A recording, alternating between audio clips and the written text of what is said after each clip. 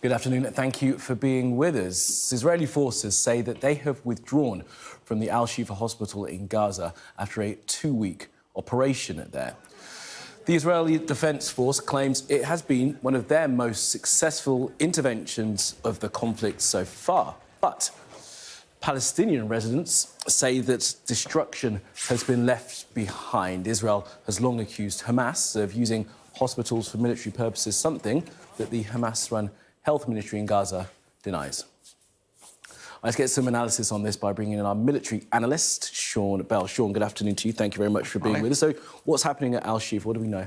Yeah, good afternoon, Kamali. The IDF claims they've started the withdrawal out of Al-Shifa hospital after two weeks of operations there out of what Prime Minister Netanyahu describes as a terrorist lair. Al-Shifa is quite close to the northern end of Gaza. Tanks and vehicles have been seen leaving the site as witness to it. The IDF claim it's been the most successful operation of the 6 months to date. We're seeing some of the video footage that they've released here.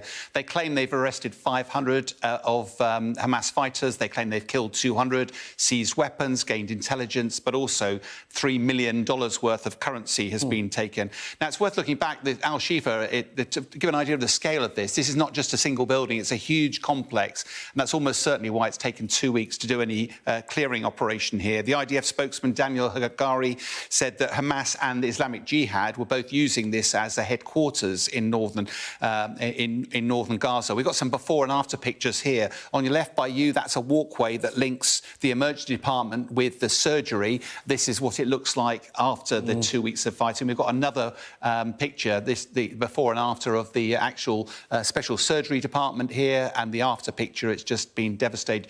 And actually, there's also some footage which we're able to show you of some of the Sky team that's been on the ground there, just showing the scale of destruction. Now, the Hamas has said they weren't using the hospital, but it's really difficult to see why Israelis would go and spend a 2-week operation if they weren't there. And finally, the head of the World Health Organization described the attack by the Israelis as a siege. They said that 21 patients have died and 107 are now left in precarious position in a temporary building. Now, as we look at these pictures, it's just completely devastating, isn't it? It is. The United States has agreed to send more weapons to the Israelis. Yeah, this is an interesting part of the story because it's gone a bit under the wire at the moment. But the Americans have been providing military support for decades.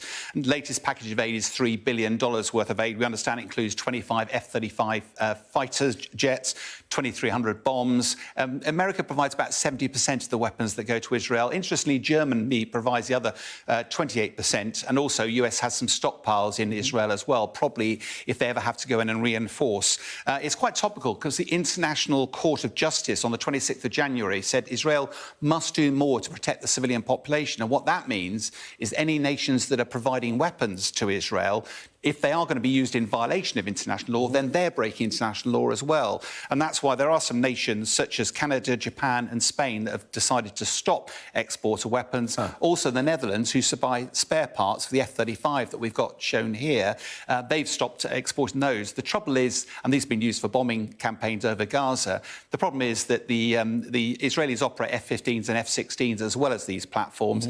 And, of course, the US has the biggest single fleet of these F-35 fighters. So whilst it's a political gesture to stop arms sales, in reality, it won't have any impact on Israel's ability to prosecute the campaign. Interesting. And Sean, how does all this play into negotiations that are ongoing in the Egyptian capital, Cairo? Well, if you remember when the UN Security Council resolution was passed, that effectively was seen as drawing the war to an end in Gaza. So what's interesting is why the US is now providing military support and actually has been providing tactics support as well. And part of that is because, as a result of the UN Security Council, Hamas would have felt emboldened because if you stop the war and they've still got 4 battalions of Hamas fighters in Gaza, then they've survived. Now, that's why Prime Minister Netanyahu withdrew from a meeting in the US and withdrew his negotiators from Cairo.